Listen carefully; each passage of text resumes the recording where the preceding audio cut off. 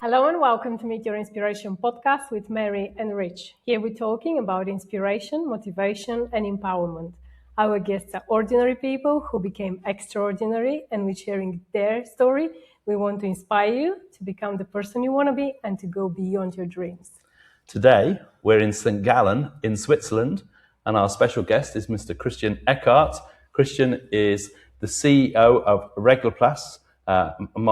They produce temperature controllers for the plastics, food, and manufacturing industries. Christian, welcome.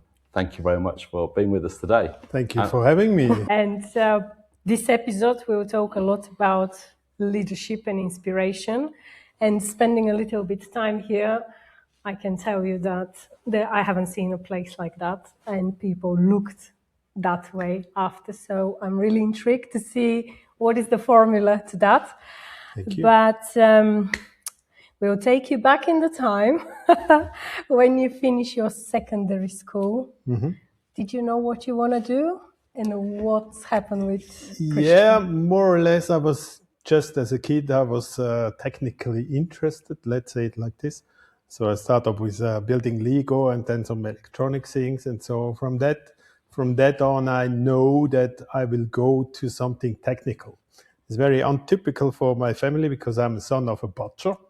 So my parents have a big butchery and I'm the oldest son. So maybe from my father's side, he would wish to have me also in the butchery actually. But I can tell you there, you have to wake up very early in the morning, and this was nothing for me actually. So from then on, I know that I want to do something technical on technical side. And the system in Switzerland is like you have either two possibilities after the regular school, I call that. So you go for school for something like 9 years, and then you can decide either if you go more on study way, make a study way, or you go a different way. We call that apprenticeship. And I have to say, in Switzerland, the apprenticeship is very well educated. So a lot of other countries are looking also to Switzerland, how they are doing that actually. And an apprenticeship like I have done is in different direction. What you can go for. And me personally, my apprenticeship was called electromechanical apprenticeship. So a typical apprenticeship like this goes for 4 years. And it's a combination of having practical trainings, working in the companies, plus you go for school. To go to college, like that doing ONC and HNC, good. like in something England. like that. Yeah. So my apprenticeship was with a company here. It's quite funny. This is our biggest competition. Okay. So I make my apprenticeship there, and typically it goes for 4 years, and within these 4 years, the first year is the hardest one, you know. So the first year of my apprenticeship, I went for 2 days a week in school. So you learn, the electrical part, the mechanical part, in theoretically. Yeah. And then you're going for 2 days a week in a place where all guys making the apprenticeship are learning the specific skills. Like practical skills, yeah. Like machine, so lathe you're work going and for wiring, drilling, you're going for electrical things and so on.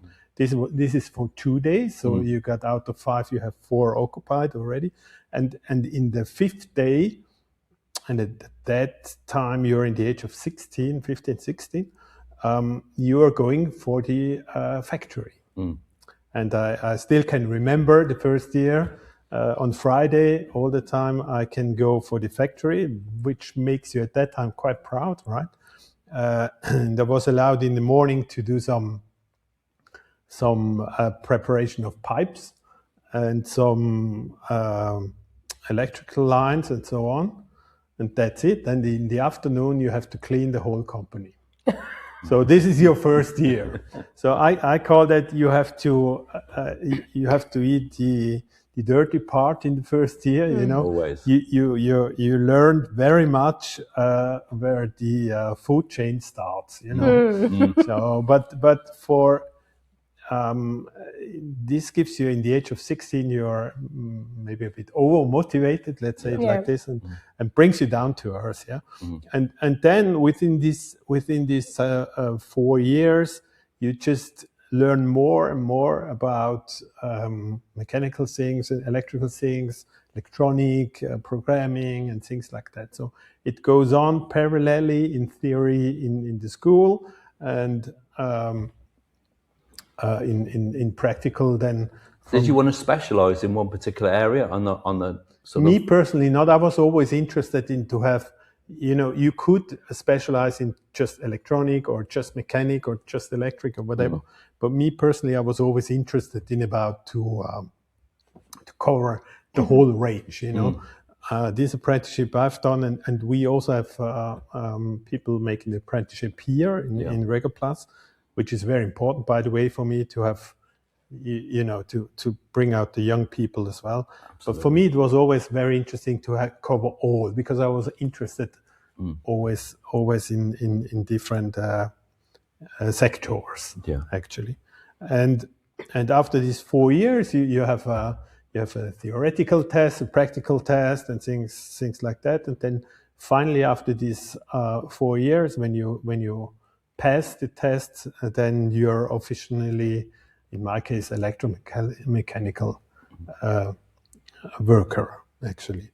And then from then on, the system goes further on. If you want to be on a higher level, like engineer level and so on, you have to do additional schools, like engineering. To go into design work and... it's called engineering school. You know, it's like kind of a study, or it is a study which you do after having an apprenticeship already. Yeah. And this is what I've done by my side also. And so once again, you have different choices. Then you are in the age of 19, 20. And then you have different choices. You can go for full-time school, which allows you to do this engineering school in 2.5, 3 years. Or you do it part-time, mostly in the evening, and doing that then in 4 years. So this would be like a degree level engineering, really? Yeah, like exactly. Very high level education, yeah. So, and because I left the home of my parents quite early, so with 20 I left home because I want to stand on my own feet, actually. Of course, I need to earn money, right? Yeah. So, and then my engineering school was then going for 4 years, and I was working 100%.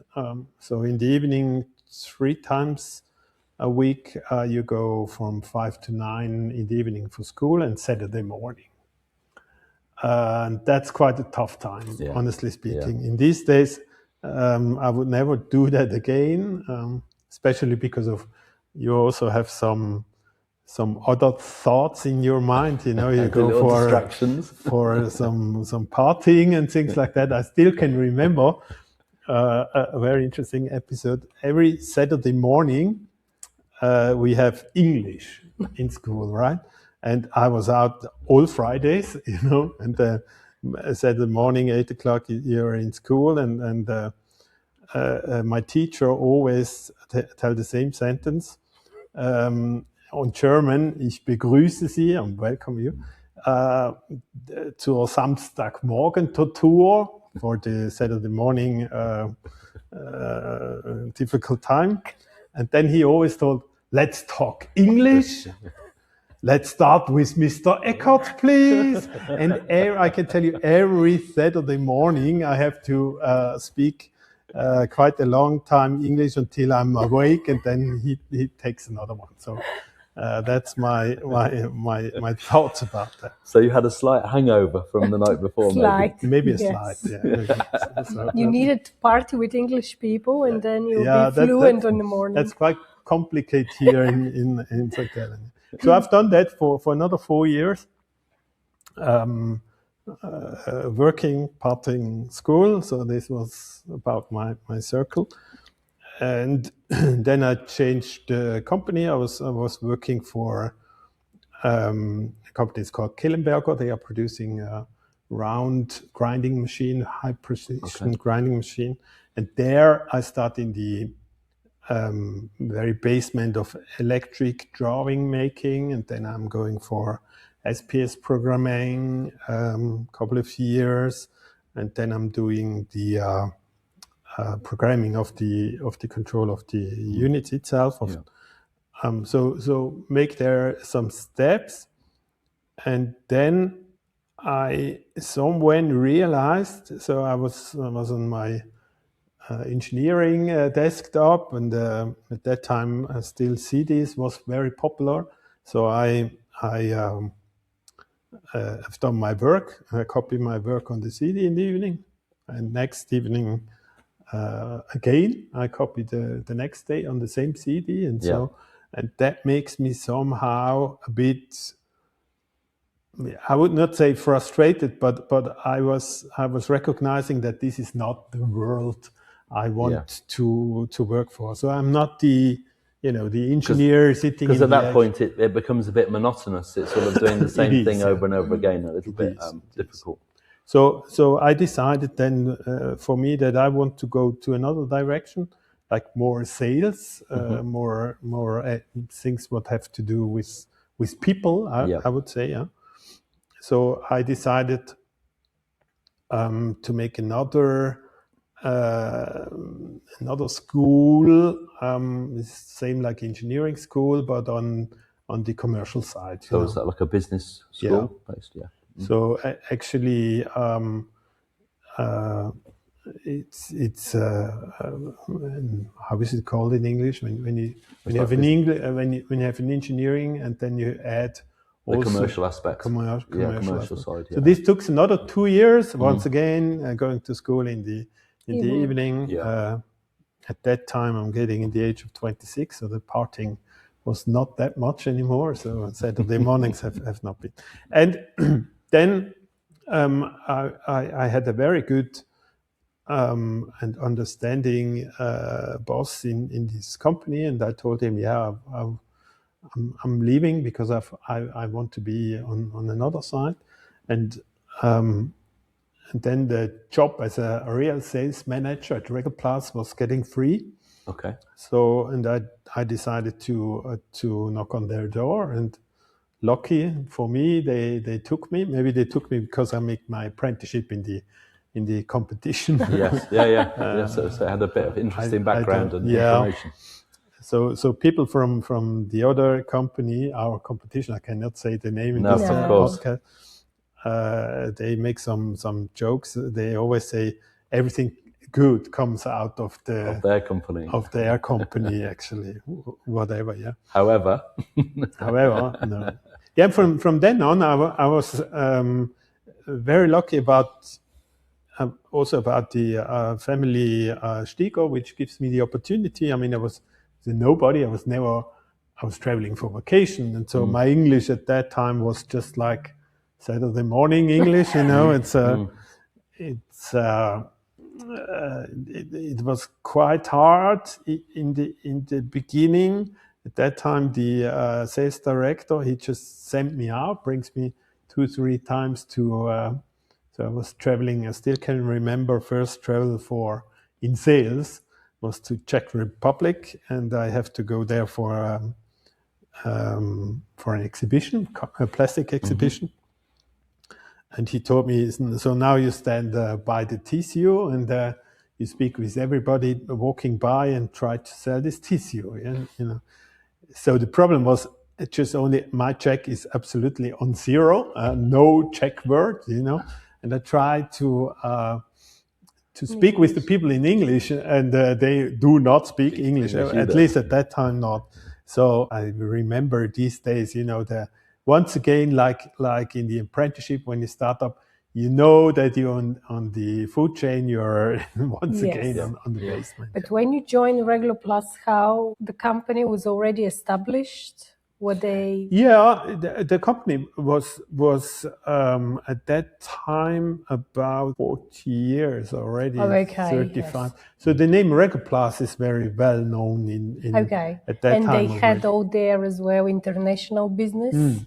Yeah. So that's quite a big So- thing for someone Yeah, joining exactly. sales Yeah, team. yeah, exactly. And then in sales it's like you have this kind of, maybe the word is a bit bad, but the beginners countries. Yeah. You are going from Switzerland, you're going for Austria, you're going for Sweden, you're going for maybe a bit East European countries and things like that. And slowly you're coming in. And then I really recognize that the collaboration with these people, that's what I like to have. With talking with customers about project. And from then on, I also realized that traveling as salespeople is completely different traveling than when you're going for vacation or whatever. Absolutely. Yeah. And then you because every time you're going for another country, you are with local people together. And they pick you up on the airport or wherever, and then from then on you're even in England. It was I remember my first visits to England. It's the same. They pick you up and they are happy that you are coming to them and help them to speak about project with the customers. And this gives a lot of satisfaction for me, actually. It does, because you're always learning. So on the sales side, when you're in the local area, obviously as soon as you get an international representative come to see you, you're immediately asking them what's going on in the business. And obviously you're transposing that information into us. And then that gives a motivation, and also you're sharing new things and new products. So it becomes really exciting for the sales team and also for the client as well. And so like that, my position in the company, I mean, on the other hand, everything what you take from the countries, you have to bring into the company, right? And there I learned about how to deal with, because when you come as a sales guy back from a sales trip, you're full loaded with all the information and all the possibilities and things like that. And then you're going into the company and you go to the engineer, you go to the purchasing guy, to the production guy, and you're always an interrupt, because of he's not waiting, the production guy is not waiting on that I'm coming, I need these units in 2 weeks, because he has already full books. The engineer, you tell him, you need to have something different. The first answer you always get, and I gave the same answer also when I was an engineer, why don't you sell what we have? This is typically, and at that time, I realized how people are working together, that the engineer have to understand what the sales guy is doing, and the sales guy have to understand what the production guy is doing, and things like that. So I realized that it can only work when everybody is coming to the same goal or the same way we want to go. Do you think your obviously experience as being engineer and knowing these practical things and then going in sales help you a lot about that? This is what I wanted to come by the end of that. This is up to today, my biggest how can I say, when I'm going down into production, when I'm speaking with the purchasing guys, when I'm speaking with the bookkeeping guys and so on, I am able to do all jobs in my company. So when the guys from the electric department told me that it's not possible, and I take the screwdriver and whatever, and I can show them, yes, it's possible. Or when I'm when I'm going down to the test department and I'm testing together with them, then at that time they trust you. And they know that you're in good, on a good way to them, and you do not in the course of them. And I have memories of my very, very young childhood. As I told you, my father has a butchery, and during summertime, it's always like they want to purchase a lot of sausages for making barbecue. The workload was twice, 3 times, 4 times more than on normal days. And at that time, I remember my father was going 3 o'clock in the morning to the butchery and help them, or he produced the sausages. And they were so lucky when he left again, because he's pushing very, very much. But you can get a lot out of your company, out of your people, out of your representatives when they know you help them and you can help them. It's not it's not achievable when you just go with Excel spreadsheets to them and tell them things like that. So this is the way I'm learning. I have been learning during the days when I grew up as a sales guy. Obviously, we've been around your company, and it was very impressive to see that CEO was actually you were talking to all the members. I mean, doesn't matter on which level are in the company, down in the production. It was really interesting, and you actually congratulate people for something personal that happened to them, which means that you are aware of your people's life as well. So this is the only way, I think personally. This is my way. I'm not sure if it's always the right way, but we are here a team of 100 people. So, and we have 100 individual.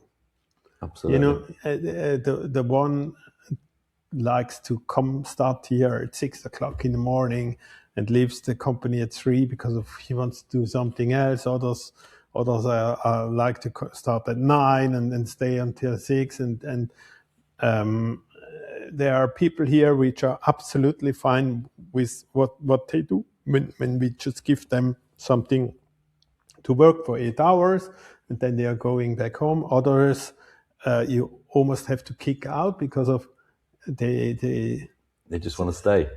Sometimes I have the feeling they just want to stay. So, and all people are individual, and an engineer is a completely different character than a sales guy. And this is something what you have to understand and bring together. And bringing together, from my point of view, is just like if you understand about what his need, what his character is, and you can bring that together and take the positive thing out of this guy and positive out of this and bring it together as one, then that's possible to achieve what we achieve here. Definitely. And very important from my point of view is a very open information policy. I mean, I have every 2 months I have a company information. We are going up to a restaurant, and I explain about what is going on. And I mean, you know about the business, how the business is was within the last couple of, let's say, 2-3 years. It sometimes it's difficult, sometimes our order income is not as expected, and then we had to make part-time working. So that means for the people that's sometimes a bit less money. Maybe they are getting anxious about, is my job safe, and things like that. But I recognize that when you have an open conversation, you do not lie to the people. You tell them the truth. The situation is like this. We are in a basement now, and we all together have to fulfill the requirements of the customers which are purchasing with us now. We don't can decrease the level of quality and whatever. And we are as one family. And you have to maintain the skills as well with amongst all the people. Exactly, yeah. And like this, it's possible to achieve even in rougher times to achieve goals and to bring your company further on. And obviously, we will come up to this building and how everything goes. But because talking about people and teams, can we mention here about when you create the idea about the building, how you put the offices? Because I really like.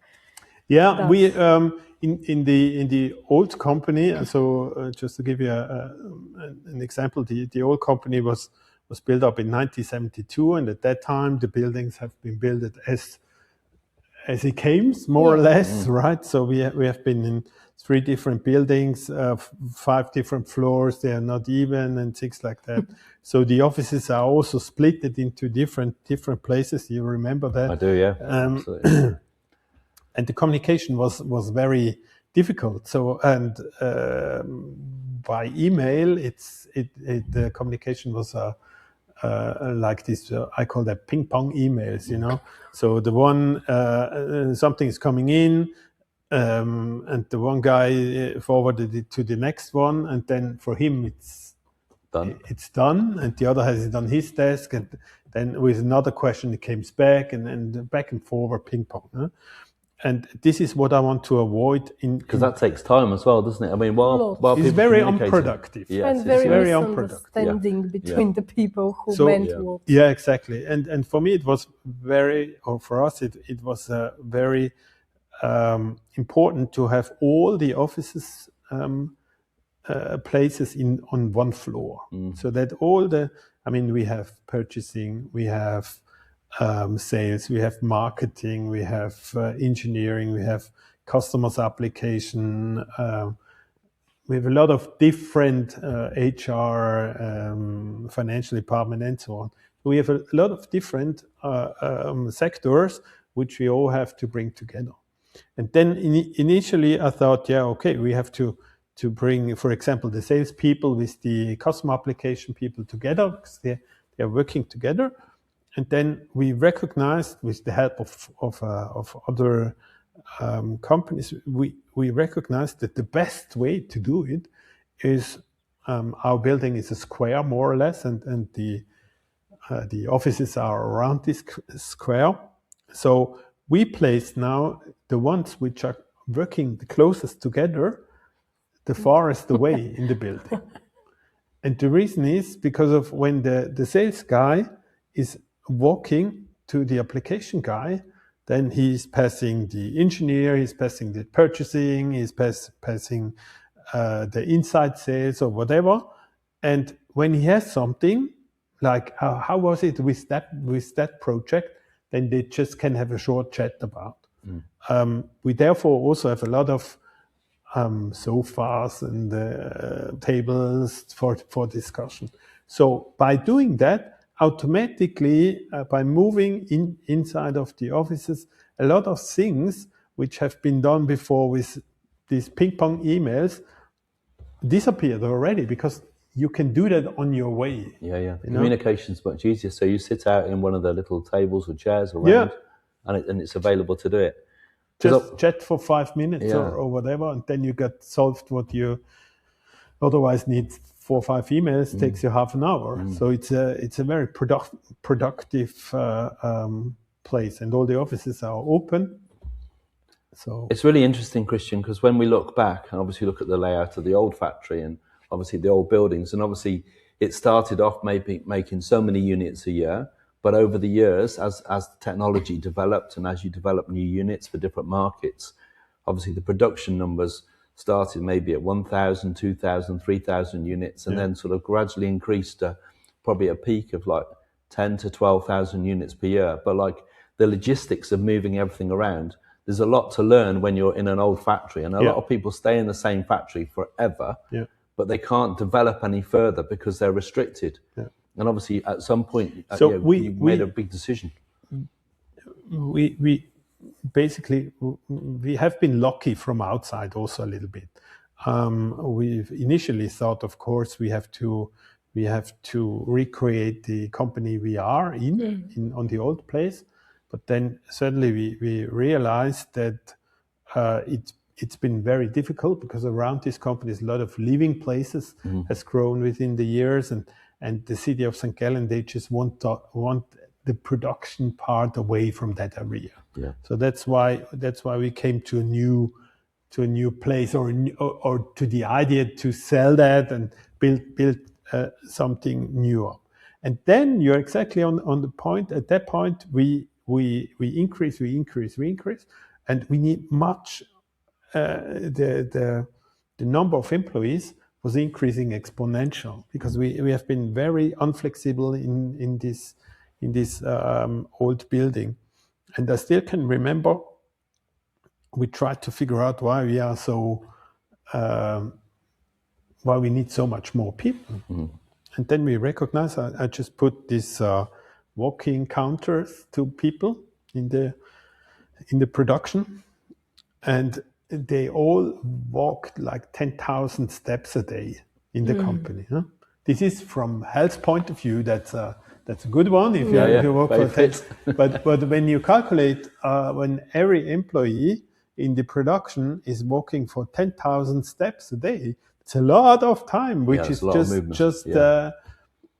which is just there for picking up material. Because at that time it was like the system was like, people are going to material. And in these days, at that time, we recognized that that's not the way we can achieve this increase of. We have an exponential increase of sales. We cannot achieve to cover that by these people. So that's why we came to the idea, just turning it around, material comes to people. And this effect, and from then on, the whole system starts up to be built up for this new building we are in now. Because like you said, the whole design of so coming from this, what was like a haphazard sort of system, to coming into this building and obviously having the chance to actually design a building which is effectively almost like you said, it's a square, but it's also a cube, because it comes in top to bottom, and it works in terms of the flow of the products, and also because it's a cube, you also make it so all the parts and everything is in the middle in each area, but you've also got the productivity areas for the people is towards the outside of the building, so everyone sees daylight and they get that feeling of in touch with what's going on. So it makes the environment really a pleasant place to work as well, doesn't it? Which is really important to your thoughts. Escape to luxury at Hempstead House Hotel and Spa, an elegant country house hotel in Bapchild, near Sittingbourne, Kent. Relax with indulgent spa treatments. Dine in style with exquisite cuisine. Perfect for getaways, weddings and events. Experience luxury in the heart of Kent. Book your stay today. Be the first to discover Kent's best events all in one free app. What's On in Kent is a new and rapidly growing app where you can find days out information, places to eat, festivals, concerts, markets, and much more around you. Just with few clicks on your phone or computer, you can stay updated with real-time info and explore events across Kent. Don't even think twice. Just download. It's free. That's one of the most important. I mean, we are lucky that we can start up with a new factory on the green, you know. And then initially you think, you make a flat building, and then you start from the right, make the production in one line to the left, and here are the trucks for picking it up, And then you suddenly realize that due to law, due to cost side and things like that, this is not possible. We need to go 4 or 5 floors in the high, and then you start from right to the left. Factories disappear because we are in Switzerland. It's not possible. It's simply not possible. Yeah, because the land's expensive as well, so you can do it in a much smaller footprint. There are a lot of restriction by law, actually. Just for an example, the car parking. needs to be under the building. So we are not allowed to park cars outside to do not cover a landscape for a car park. That's no more allowed here, which is, from my point of view, a very clever idea. But on the other side, you have to make one floor more. You know what they cost? They cost me 1 million Swiss francs just to shuffle one floor more in the earth and bring the earth to another place. It's 1 million. Just yeah. Wow. And so from that point of view, it was not possible to have a flat company. So you have to think about, and then we came out with this automatic warehouse system, which we can bring into high, and everything comes together. And this took about 5 years of my life to think about. That's all made by us. So the ideas, of course, we have a lot of companies working, specialists working together with us, but the basic idea have to come from you as a company, because you're the only one know The whole how operation. to produce, how to operate, to bring out these 10,000 units out of the company. And we are able here in this place to produce 20,000 actually. But this is just for a constant. How, obviously, because we skipped that, how you had that journey from sales guy to being a CEO? Yeah. How long it took that, and what was the journey? We skipped that, huh? It's like, so I was the sales guy, and then after I guess 3 or 4 years, the sales director becomes CEO actually, and I was lucky to be sales director at that time. We had startup with China, for example, as well, and we could have quite a lot of success in that time. I'm traveling at that time. I don't know, 300,000 miles a year. I flew.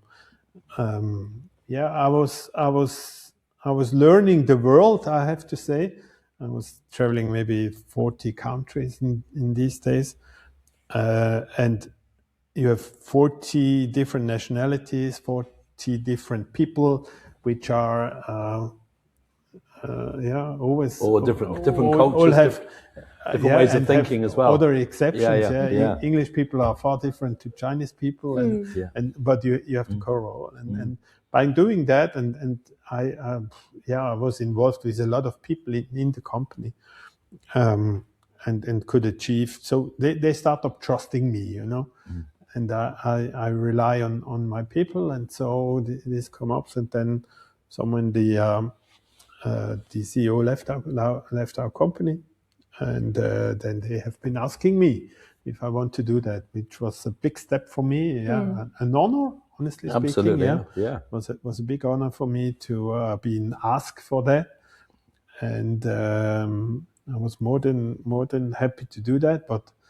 then once again, you start once again down in the food chain, because then you have to think about much different things, like people are coming to you and they want to have their salary every 25th. You have a lot of people with problems coming to you. So it becomes, but it's like in sales, it's always with people together, but just employees and no more. Do you think all that experience with lots of companies, countries, people, different cultures as well shape you somehow and help you to take the best from each culture and to bring in your practice? So what was... Yeah, that's one aspect. Yes, that's true. But then you always, you, on the other side, you also learn about what are the possibility of different sections, different countries, and so on. So when we just, for example, I remember first years I'm traveling to China, everybody was complaining about China, that they are just copy and things like that. But I was one of the first recognizing that they are not copying. they're just learning, you know, Yeah. and they're learning and learning, Fast. and they are willing to do something. You know, this is something maybe in Europe we are missing in these days. It's like always the politic is not doing the right thing and things like that. They had a struggle, didn't they? Because I think that one of the things that stands out in China, I think, is because they were almost in the early days, they were relying on the rest of the world, like you say, to learn. But if they didn't have it, they made it. Yeah. And they learn how to make it, and they learn how to put things together. And once they learn those things, and then they could actually make it and think, and exactly the same as the model you produced here, is you look at it and go, okay, so we've made this. How can we make it better? How can we make it faster? How can we make it more efficient? How can we do it so it costs less to manufacture? Yeah. And the education system also there to make sure people have exactly the right training for the specialist areas is so defined. And the mindset of Asian people is different to European people. With us, it maybe when you go back to the 50s or so, the mindset would be the same, yeah. But in these days, I mean, like me, my generation, we never had any problems actually. So I'm born in 75, so ever since maybe a bit of an oil crisis, but it was always going up. It was always going up, and then maybe with that, it's been always more, better, easier, whatever. We forget about how it is to be once again in the food chain on the bottom, actually. So, and this helps. I think this helps people. This helps me especially. You know, when you always bring you back to earth and tell you I'm not that much important, you know, and of course we do things good here, but we can do it even better. And we have now currently something like 21 different projects running for the future actually. So you never, that's the most important, you should never Stand still. Yeah. Because we, as a Swiss company in the big world of technology, we can survive when we are with the first movers together. You know, when new technologies are coming out, we can help in these new technologies and so on. Then we are in the right place. But I know to answer your question, I know that we cannot produce on the same quality and price level like a Chinese company in a mass production. I cannot. We cannot, because we're simply too expensive. Yeah. But this is also not our place in the market, actually. We need to find a place where it starts. Which is where you first move. Yeah, so I mean, in this case, obviously the technology that is coming out of the plant here and the flexibility, because obviously if you're making a standard unit and you're making 100,000 units all exactly the same, you can be very lean in your manufacturing process. But globally, like, I mean, Regloplas is supplying lots of different models, and also you have the ability to custom make. And when we talked earlier, and you talked about like this, like almost 4 million combinations of units, which is unbelievable. And you look at, if we sit in front of a client and the client wants something different, then you can manufacture a unit specifically for that particular client. Yeah. And some global clients will look at a project and they'll have maybe large factories and they'll want a unit specific for their particular project. And you can do that. This is our USP. I mean, this is where we are positioned in the market. And I hear some customers which told me, when you get it from nowhere, Regloplas is doing that for you. Yeah. And this is what we want to I be like in the something market. on early conversation. You said that you always adapt, always been, and always will carry on. It was, I think, in general, we talk about Switzerland, but as well, it's like your mindset that there is no limit or anything. Always you need to adapt to the new technologies, to the... I mean, this is maybe also the advantage out of a disadvantage, the advantage from being a Swiss company. I can give you an example. When I was starting at Regloplas, the exchange rate from euro to Swiss francs was 1.65. In these days, it's 0.91 this morning, 0.91. And once, when it was 1.25, I and a lot of other people, we tell if it's below 125, we have to close. And now we are on 0.9. We are still alive, and we are still productive and still earning sufficient money to be reinvest for the future.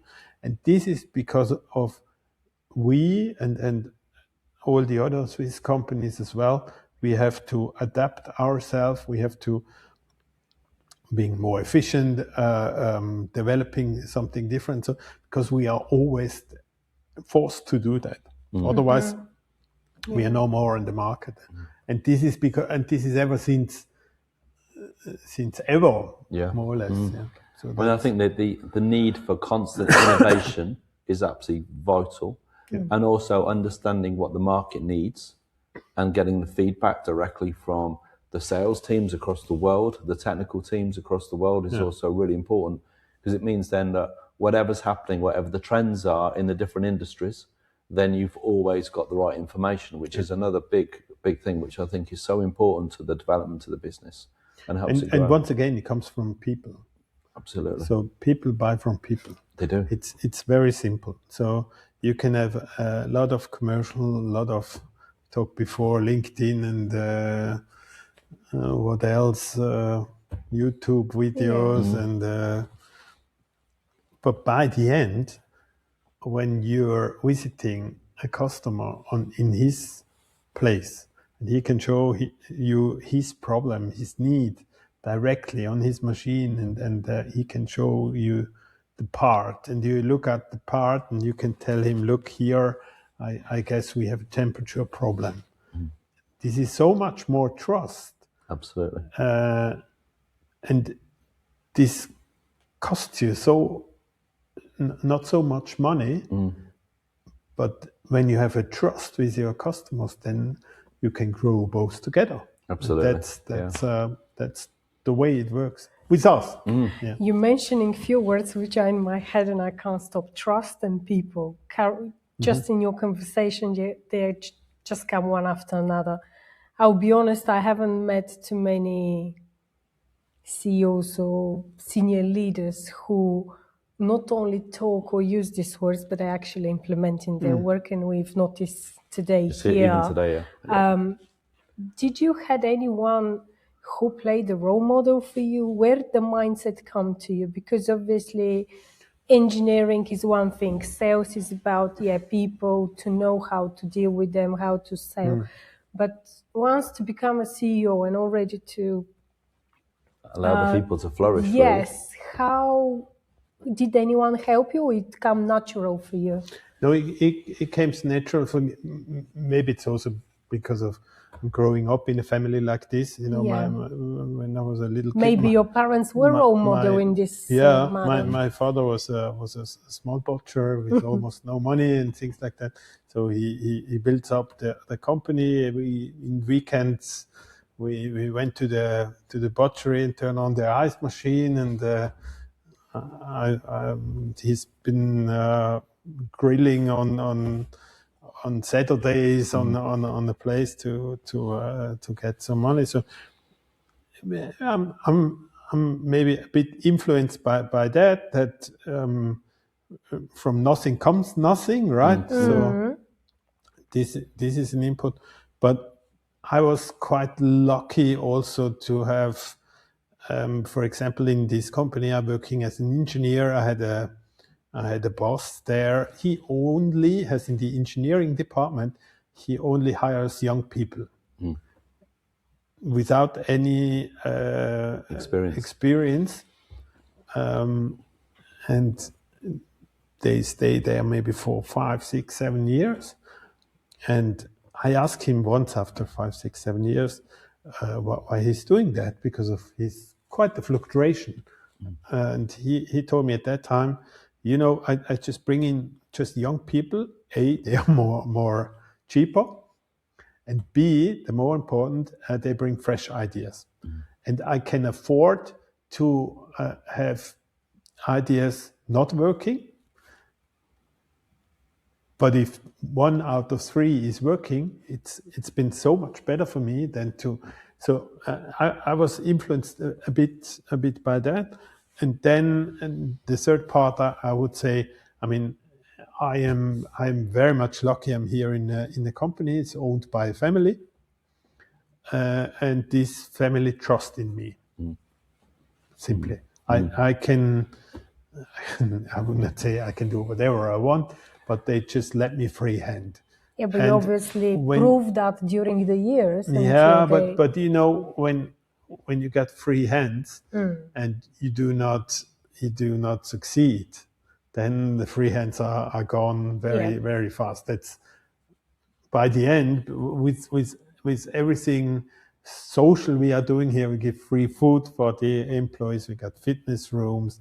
They can have more vacation if they want to. So all these soft things. This is a really important thing, because obviously a lot of people talk about today in business, they talk about well-being and they're talking about respect, and maybe they throw a beanbag in here and they go, oh, you can have a massage day or something. But actually when you walk around here, because there's the opportunity, as you said, the meeting rooms, particularly around this particular floor where the offices are, but then you've also got at lunchtime. So you just mentioned about the canteen and having free food. Now, we're not talking about any food. We're talking about high quality food with vegetables, protein, all the things that people need for a balanced meal. And you have this ability to provide all the employees with high quality food, which means they're properly nourished, which means they're much likely to be healthier. They're much likely to be more alert. And also the other thing is, while people are eating, one of the things we noticed is not one person is sitting in the canteen on their mobile phone. Or alone. And they're all sitting in groups, they're all communicating. So that opportunity to share time together, to talk together, not talking about work things, but just talking about social things, sharing, becoming part of again, it's that family atmosphere within the building, but everyone feels respected and they feel as if they're in a place that they enjoy. But then you do have the ability, if someone wants to go for a run and they have 15 minutes to go for a run, or whether they use the gym, because you've got your own gym here, you've got like a relaxation room. So if someone wants to go and have a think and just change their mindset, just clear their heads of something, and they've got an opportunity, or they can come and sit down with and just brainstorm an idea and not fear. Because one of the things in a lot of business, everyone fears going to see the boss or going to see, I'm too busy. Whereas here it's such an open environment, and that makes it flourish. You want to talk to the people and sit with them. And So I'm going to different. That's interesting too. Sometimes they have very interesting idea.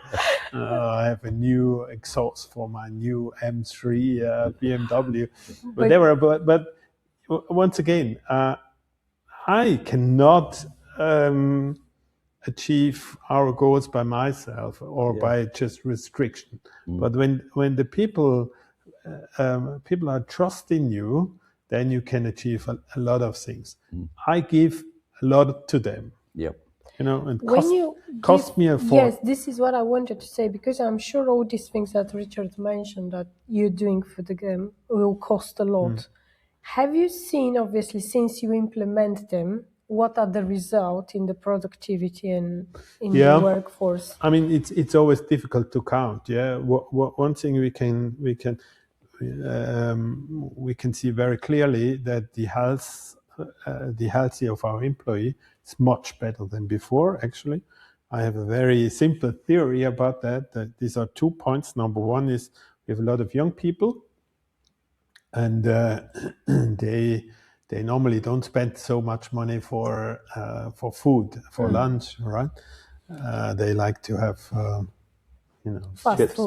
chips, burgers, and things like that. So they at least once a day are eating healthy food, which gives them It gives them a better feeling in the body.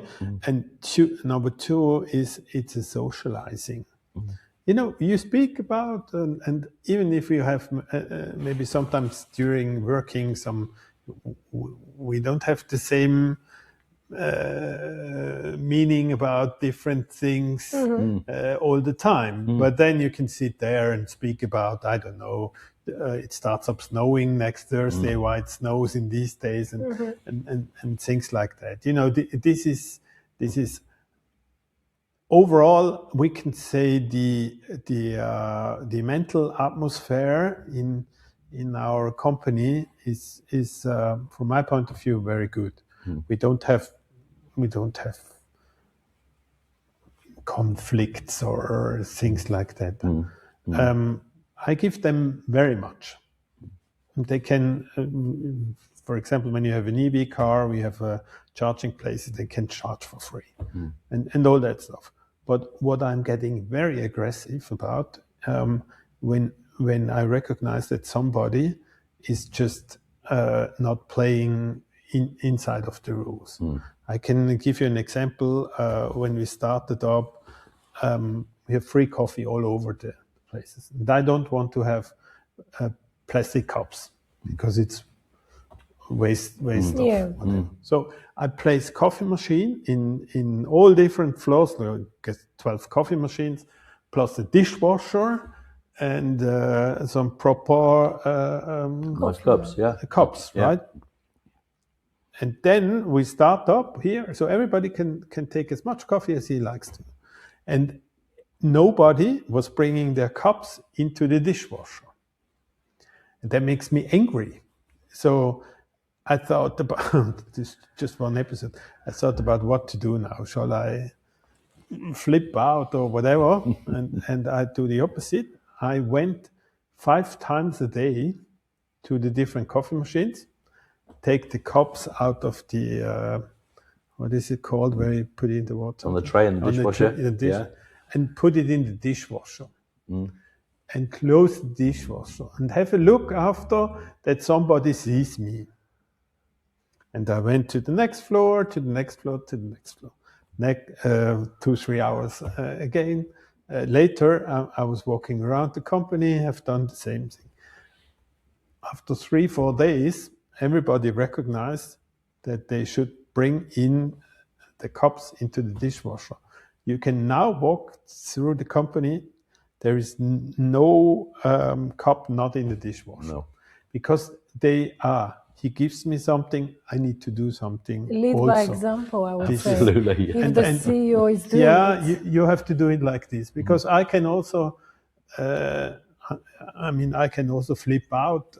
Sometimes I'm doing that, of course. When somebody in the elevator, for example, in this very beautiful elevator, somebody was with a pencil drawing something in the elevator. That makes me really angry. Why? It's not necessary to do that. And then I give on my speeches on the employees' information, I tell them that. And I show the picture. So when somebody on the table has cutting his I don't know what, and a lot of scratches on the new table, that makes me angry. Why? That's not necessary. And the people, they are recognizing that. I give them a lot, and you expect, and I'm expecting a lot. Exactly. And this should be the same. And if it's not equal, then we have a problem. And honestly speaking, everything what we give out, like having achievement, things like that, by the end we are here for earning money. Absolutely. So we are not a healthy, you can do whatever you want to environment. Absolutely not. We are here for earning money. We spend the money for new developments. I mean, overall, we are giving out 8% of our income. We reinvest in research and development. That's necessary for us. That we are one step. And this is a big percentage. It's a big percentage to make sure that I would say in the next market generation it's the biggest. Yeah, I think so. What are you doing out of work? Because obviously you are, I assume you're quite busy person. Are you having the weekends just for you and for your Yeah. hobbies, family, or you still And sometimes I'm working on Saturday because of why not? It's quiet on Saturday morning. It's but mostly in the weekends I don't think about company. Yeah. For me it's very important to have this, and I'm very lucky about when I stop working here I can turn my switch and 5 minutes later I'm into another world. Yeah. Have you got any hobbies out of work? Yeah, I very much like to cook actually. So Okay. with us, my wife and me, she's not cooking. I'm cooking. I like because I like to, and obviously can do it better. She would agree with that, I can tell you. I think we should go and taste maybe Yeah, you the can. next few days your skills. You can. I can cook something for you. No problem. I play drums ever since I'm in the age of 10. Yeah. Okay. That's So when you get too much energy or something, You can get it out on the drum kit. go for a drum kit for a quarter hour, and things are out. Yeah. I like wine very much, collecting wine. Yeah. Okay. So spending time with friends, we are, and obviously. Are you traveling a lot now, but to travel for yourself, for holiday? Yeah, also, yeah. You do that. Yeah. I very much like to, or we very much like to travel. And do you still travel a lot for work, or not that much as before? Not like at that time. Sometimes I say, yeah, it's a bit boring. I always have to sit here. Sometimes I need to go out. Honestly speaking, I'm traveling for a big exhibition, and I'm traveling for our subsidiaries, which are in Shanghai, near Chicago in America, in Munich, in Paris. So that's more or less where I'm going. You come to the UK sometimes as well. Sometimes, yeah. When you get a good invitation, then Of course, it always depends on the. This is something what I'm missing from time to time. Yeah. So whenever, I mean, now because of we have obviously international meeting the next 2 days. Then we got all the people here. But sometimes when you're in the sales department, nobody's here, and the one is in America, the other is in Singapore, the other is here, and I'm just boring here. So sometimes I miss traveling. I don't miss the traveling like you get stuck on the airport because due to fog today no flights are going. And, this is the difficult side. Yeah, traveling is very aging. Let's say it like this. Yeah. It's, but I know from experience, like sort of working with you for nearly 16 years, and we've known each other for 16 years, and I know that sort of we can always have a chat and we have a catch up every now and again about different things, what's going on in the marketplace, and when we meet up for the next few days of innovation days at exhibitions, it's always good to have a catch up and a share, and it's always good because you always give great feedback whenever we come over. Yeah. Obviously, we get updated all the different things, but we can always have a really great chat, and it makes life really easy. And the communication level's always been all the way through your career and my career. Yeah. It's always been great that we can always share a lot together, which is great. I would say the same. Plus, we can go for having a drink and have a laugh. And this is something when. I was one of the last guy being hired by Mr. Max Stieger before he retired at that time. That's 22 years ago. And during my presentation, or when I saw him first time, he asked me, for him, it's very important that when you have somebody here, some representatives here, that we are going in the evening out with them for food and for some drinks and things like that. And that's what I can tell you all over the world. You're doing not business during daytime. You're doing business during evening and nighttime. Because then it starts up that people are getting more relaxed and not under that much pressure of business, and you can Where speak the real about connection between the people. yeah, exactly. Yeah. This is like the same we have together with Mr. Kenneth. No, We it's know each other since a lot of beer. Yeah, we have. Yeah, we've had some good fun over the years. We had some good fun over the years, and once again, it must be leveled, right? If he's not bringing any orders, I start up dislike him. You know, that's for sure. Yeah, but it must be leveled. Everything in your life must be leveled out. Exactly. Absolutely. Yeah. It's not just only when you just go working for working and without any fun. That's quite boring. Absolutely. My Japanese old representative, Mr. Bashio, you know him, Yep. I guess. He always told me, very old Japanese guy now, you know, Mr. Eckert, most important in life is experience. And he was absolutely right. Actually, I love that. Yeah. And it is right. Any kind of experience in personal life, in work life. Yeah, I think it sounds amazing. Any advice I want advice from top CEO to anyone, any manager, any senior leader, if of course they want to get.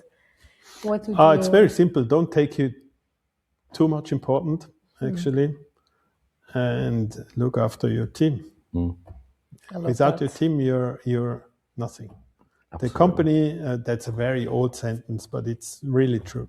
The company is as good as it works without me. Yeah, this is really important. Yeah. Brilliant. It's a very old sentence, and I dislike to have old sentences. But it's true, and if you can follow up that, if you can give the trust to your employees, when somebody comes to my office and say we have a problem, and yeah, okay. Then I sent him out again. Okay, think about the problem and try to figure out solutions, 2 or 3, and then come back in and we speak about a possible solution. Which is the way that could possibly You have work. to give trust to your team. That's teamwork, you know. Yeah, teamwork is not going once in a year together for an adventure and Christmas party. Christmas parties are always difficult. No, because lots of companies, they got just that. Once a year, it's the Christmas party. Oh, we have much more parties here. Okay. We like to celebrate. It's always good to celebrate. So, Christian, thank you so much for sharing your time today and your story with us. We really appreciate it. Regloplas is one of the greatest examples I can think of a manufacturing business, and the way it's laid out and the well-being, it's just such a great example. And we'll share a few bits of information. If you'd like to know a little bit more about Regloplas, please do have a look at the links below and you'll find out a little bit more. We hope you've enjoyed today's episode.